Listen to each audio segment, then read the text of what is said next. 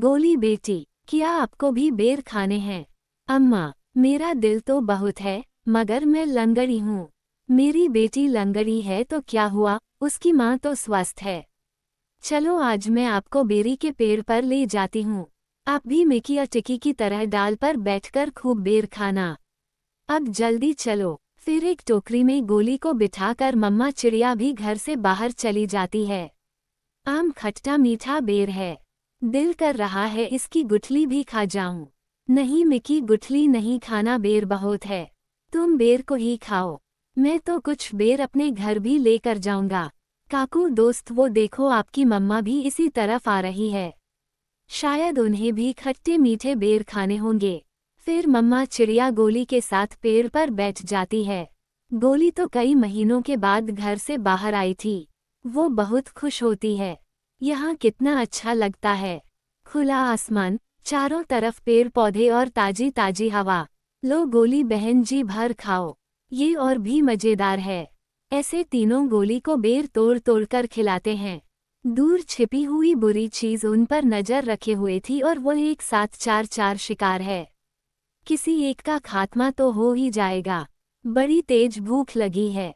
फिर वह बुरी चीज धीरे धीरे बेरी के पेड़ तक पहुंच जाती है और एकदम से उन्हें घेर लेती।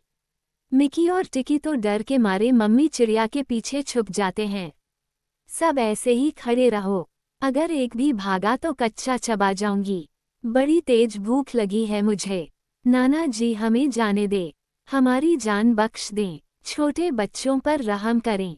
नाना, चिड़िया किसी एक को तो अपना शिकार बनाकर ही खाऊंगी। चील उनके सामने बैठी थी। तभी धीरे से मिकी कौवा टिकी के कान में बोलता है।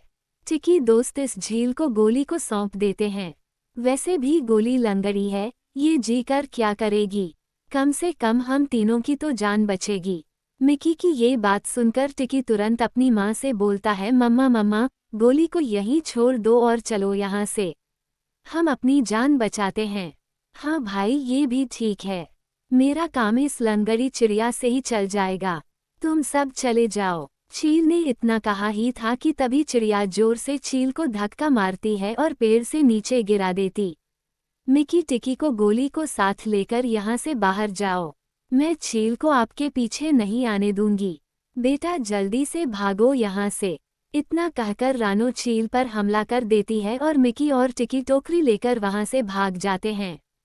चिड़िया और चील में काफी देर तक लड़ाई होती है और आखिर में चील रानो को जान से मार देती है।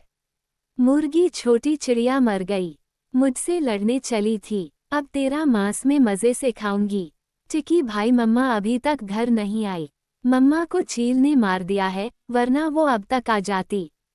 क्या जरूरत थी मम्मा को वहां ले जाने की? भाई, अगर हम वहां न होते तो वो बुरी चीज को खा जाती। आप ऐसा क्यों बोलते हो? नहीं, हम चील के हाथ कभी ना आते। वो तो तुम साथ में थे, इसलिए मम्मी ने चील से लड़ाई करने की सोची। तुम लंगड़ी थी ना, माँ को तेरी वजह से मरना पड़ा। अब तू ही माँ की हत्यारिन है, समझी? ऐसे को कुत्ता गोली को ही दोषी ठहराता है। अब गोली का ध्यान रखने वाला कोई नहीं था। टिकी सारे दिन बाहर घूमता फिरता। वो लंगड़ी बहन का बिल्कुल भी ख्याल नहीं रखता, चाहे वो भूखी हो या फिर प्यासी हो। भाई, सुबह से रात हो गई है, आप मेरे लिए कुछ खाने को नहीं लाए। जंगल में भोजन की कमी हो गई है। अपना पेट